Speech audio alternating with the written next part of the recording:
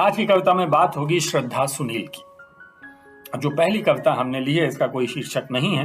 कविता कुछ इस तरह है कि इस काली भयावह रात में सिर्फ तुम्हारी स्मृतियां ही इन यात्राओं का उजाला है।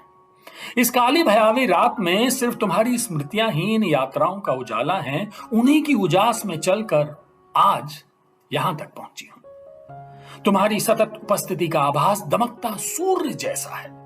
जन्मों जन्मों का अंधकार भीतर से मिट चुका ऐसे ही जैसे माचिस की एक तीली चिंगारी से कलुषित काली रुई का पहाड़ भस्म हो चुका हो क्षण भर में। मेरे आराध्य, हमारे प्रेम का रहस्य इस संसार में कोई कैसे समझ सकता है। इस काली भयावह रात में सिर्फ तुम्हारी स्मृतियां ही इन यात्राओं का उजाला हैं। उन्हीं की उजास में चलकर आज यहां तक पहुंची हूं। तुम्हारी सतत उपस्थिति का आभास दमकता सूर्य जैसा है। जन्मों जन्मों का अंधकार भीतर से मिट चुका है ऐसे ही जैसे माचिस की एक तीली चिंगारी से कलुषित काली रुई का पहाड़ भस्म हो चुका हो क्षण भर में। मेरे आराध्य, हमारे प्रेम का रहस्य इस संसार में कोई कैसे समझ सकता है। और अगली कविता, अपनी सारी उदासी उलझने मुझे दो। तुम अपनी सारी उदासी उलझने मुझे दो। उन्हें मेरी हथेली में रख दो, मैं उन्हें फूंक कर आकाश में उड़ा दूंगी। तुम अपने आंसुओं की हर बूंद को मेरी अंजुरी में दे दो, मैं पी लूंगी और उनका खारापन मेरे भीतर बहते महासागर में विलीन हो घुल मिल जाएगा। तुम आओ, मेरे पास खजाना है कभी ना खत्म होने वाले आनंद का।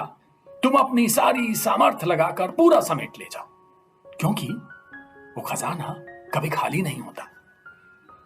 हर बार खाली होते ही फिर से लबालब भर जाता है। हाँ, ठीक पहचाना तुमने, मैं जादू हूं। तुम अपनी सारी उदासी उलझने मुझे दो, उन्हें मेरी हथेलियों में रख दो, मैंने उन्हें फूंक कर आकाश में उड़ा दूंगी। तुम अपने आंसुओं की हर बूंद को मेरी अंजुरी में दे दो, मैं पी लूंगी और उनका खारापन मेरे भीतर बहते महासागर में विलीन हो घुल मिल जाएगा। तुम आओ, मेरे पास खजाना है कभी ना खत्म होने वाले आनंद का।